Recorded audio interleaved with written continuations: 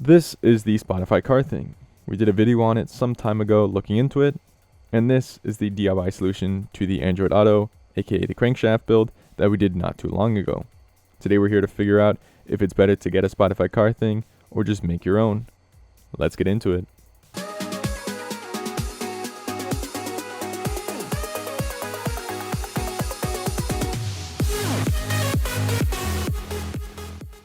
Alright, it's been brought to my attention by this email and actually many of you in the comments of the Spotify car thing hacked video that Spotify is discontinuing support for the Spotify car thing. I presume that means in the app where you actually go to connect the Spotify car thing, they're just going to remove that functionality entirely. I've had a lot of questions and concerns in the comments about if hacking the device will prevent it from being bricked. I believe so, but we won't know until December rolls around. When that comes around, I'll post a video covering your comments and concerns, so just stay tuned for that. It's a ways away, but let's get into this video and see what we got. I wanted to take a moment and do a short video comparing the Spotify car thing versus our DIY car thing via the crankshaft and a Raspberry Pi. Now I know these things are technically in two separate categories, one being a shortcut device and the other being an entire Android Auto device, but I wanted to outline some comparisons between the two. Things we'll be focusing on are hardware features, device dimensions, software features, boot time, a short customization, and the pros and cons of each device. At the end of each section, I'm going to have a tally, and then when we cover the pros and cons of the device, we'll have our tallies there. Again, just wanted to cover some comparisons between the two and make a short video about it. Starting out with our hardware features, for input, it has its touchscreen, a back button, a dial/select, since you can click on the dial. The dial controls the volume output of the phone, a USB-C for power. The top four buttons seem to be playlist shortcuts. You can add them by holding the button down of what's currently playing. And if I wanted to save it to preset 2, I can click and hold it. And it saves it to that specific preset. And button 5 is just your settings and mute button. It also has microphones. Its CPU is an Amlogic S905D2. It has 500 megabytes of SD RAM, 4 gigabytes of eMMC built-in storage, has Bluetooth 4.2, supports SPP, BR, EDR, and BLE. Its power input is 5 volts max at 1.2 amps. It also supports its Spotify voice assistant through the microphone. Hey Spotify. The DIY crankshaft specs depend on the build, so we'll just use my build specs. I'm using a Raspberry Pi 3B that has 4 cores, 1 GB of RAM, Bluetooth, Wi-Fi, and Ethernet, and 4 USB-A ports. Has a 5-inch touchscreen, no physical buttons, no microphone or ambient light sensor. Now of course you can add the physical buttons, microphone, and light sensor to the crankshaft, since building it yourself does give you the ability to add features, while the Spotify car thing, there is no ability to add features. Or at least not yet. So this point goes to the DIY crankshaft.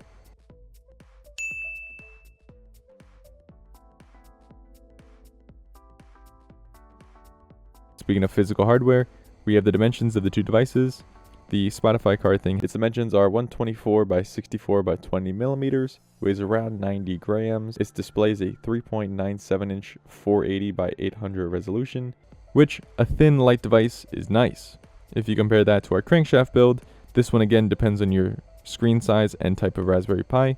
For example, if you go for a Pi 0, the build will be thinner and only as thick as the screen. But if you go for a full-size Raspberry Pi, you're facing the extra I/O, which you can desolder most of the I/O that is not needed to cut down on the vertical height of the device, which is something I may do in a future video, but we'll see if I figure out a project for that. Point goes to the Spotify car thing, lighter and thinner is better.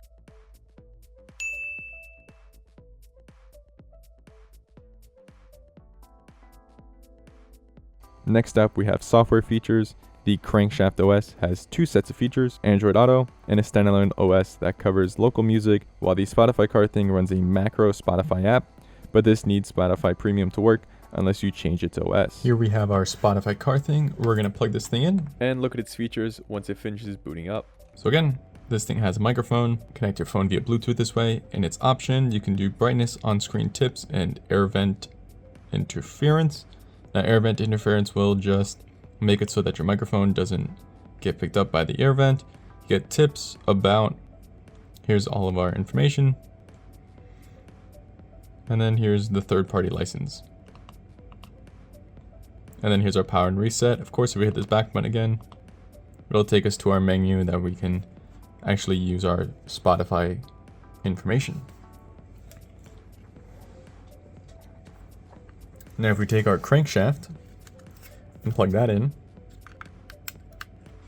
here we have all of our settings that we've again gone through during the setup process of the crankshaft. We have our video displays, our audio input. Of course, we can set up button controls via Android Auto and media controls, our Bluetooth, other settings like our CS base, which tells us our CPU temperature and frequency, as well as all the GPIO stuff. Now, if we hit this button, go back to our main menu, and of course, we can play music if we have it on our SD card, which if we hit this play button, it's going to start playing our music that we have. Just like the Spotify car thing, there is no speaker system on this, so of course you'd have to play it out of the headphone jack. In between this and the Spotify car thing per se, is this only has a USB-C port and unable to route audio through it. And this thing has a headphone jack and we can play music through it. Of course, we get a bunch of other options like setting our volume. If we hit this, here's our volume rocker. Hitting this, we'll get to a different menu. Of course, if we have our Wi-Fi, if we have our phone connected via Wi-Fi, we can get the crankshaft to work in wireless mode and work it wirelessly through that. Now, I believe I covered this in the initial setup for the crankshaft software, but based on some of your comments, it appears otherwise. So let's check out how we can get wireless Android Auto. Alright, so in your settings, connect to the CrankshaftNG Wi-Fi. Once it's connected right here, internet might not be available. Just click connect this time, or always connect depending on how you want to do it. And then go back in your settings, search for auto, and just scroll all the way to the bottom, and you're going to find Android Auto. Tap on that. Now, first up, we're going to need to enable developer settings. Scroll down to the About section, tap on version, and then just tap on version and permission info around 10 times until you see enable developer settings. Tap OK. And then here in this top right corner, click on these three bars, tap on developer settings, hit wireless Android Auto, go back, and hit start head unit server. So here we see it says Wi-Fi, tap on that. It's going to set up our phone. You see our phone just updated up on the taskbar. And here is the Android Auto in wireless car mode. Tap on these, tap on developer settings. And then if you're having any issues with it, you can tap on like video resolution to change what it wants to be. And now that it's on here, we tap on these three dots. We can see that it does take the background from our phone, which is actually pretty funny. Don't know if it did that before, but that's what it is. Now you can have it start Android Auto automatically. This is kind of their default customization. And if you have it automatically connect to this Wi-Fi every time, as soon as you get in your car and you're not near a recognized Wi-Fi, it should automatically connect to the crankshaft, allowing you to pretty much every time use this in wireless head mode. Again, I don't know how much the head unit server uses for battery life, so I would suggest probably leaving this thing plugged in. But then again, if you leave it on, I'm not sure how much that drains your battery. All right, and then here's everything that you can use. Quick customize real quick.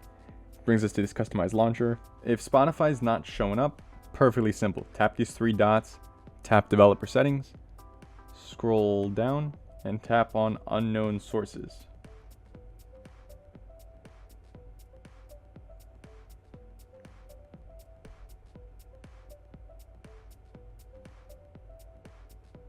All right, now that we've enabled unknown sources, we can see that Spotify actually shows up here. You can tap on that. Now it says Spotify is offline and try again. That is because we are running this thing in wireless head mode. Because of that, it uses Wi-Fi and not Bluetooth, which is kind of an issue when it comes to this, because when you're having Spotify trying to find its network, it's trying to use this Wi-Fi.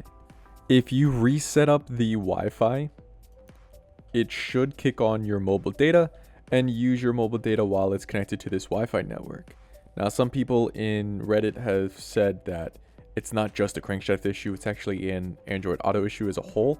Sometimes just reconnecting to the Wi-Fi connection and hit cancel the first time it pops up, and then reconnect and click allow this time or always, and it should kick on your mobile data and everything should be good to go for that. But then again, if you want to use like your local music, I mean, that's all downloaded. This is how it comes up. Favorite, defaulted, your folder, and then you can exit out. If you tap on it again, it's going to re-enable it, and then just go here, click stop head unit, and it's going to stop the head unit. Now, because the crankshaft has the ability to do Android Auto and the ability to run local music, it has the upper hand on software, so we're going to give it that, which brings us 2 for the crankshaft and 1 for the Spotify car thing. Next up is boot time. For our boot time test, I plugged both devices into a power strip and then clicked on the power strip.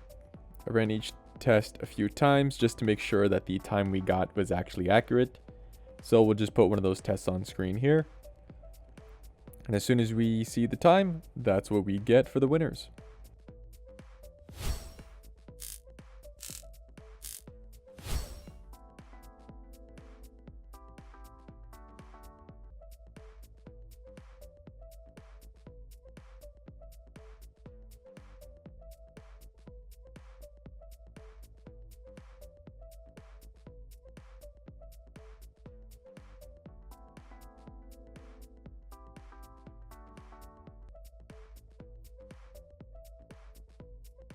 Even though these things were a few seconds apart, the point goes to the Spotify car thing, leaving us with a tie of 2 and 2.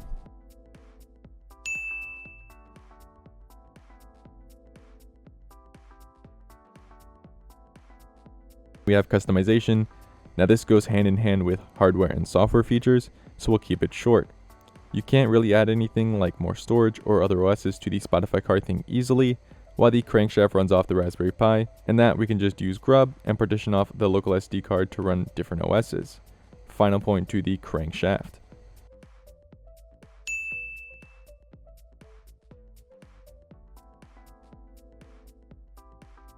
Which brings us here to our pros and cons. Now we're going to list out the pros and cons of each device and then compare them to each other.